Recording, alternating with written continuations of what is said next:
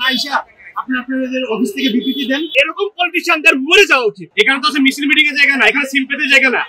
সবকিছু নিয়ে রাজনীতি করাটা আসলে ঠিক না, কারণ আজকে একটা কি সময়, এই সময়টায় আইসা প্রচুর পরিমাণে গ্যাদারিং করতেছে।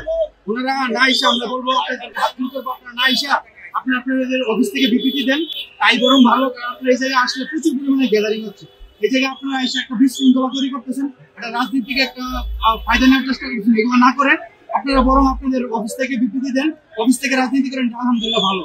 বেসিক্যালি এখানে আপনারাও দেখতে পাচ্ছেন যে কন্ডিশনটা কি অবস্থায় যাচ্ছে, দাঁড়ানোর জায়গা নাই।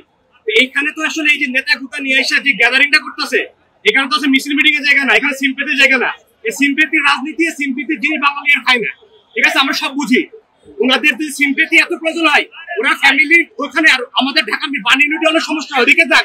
এই জায়গায় এসে তোর গ্যাদারিং করার কিছু নাই।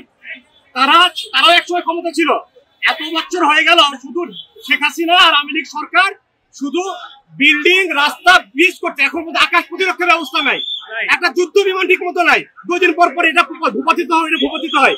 এটা কোনো সিস্টেম যে দেশে এখনো পর্যন্ত আমরা আমাদের মাসুম বাচ্চারা, আমাদের সন্তানরা, আমাদের ভাইস্তারা নিরাপদ না, ওই দেশে এরকম পলিটিশিয়ানদের মরে যাওয়া উচিত, জাস্ট মরে যাওয়া উচিত।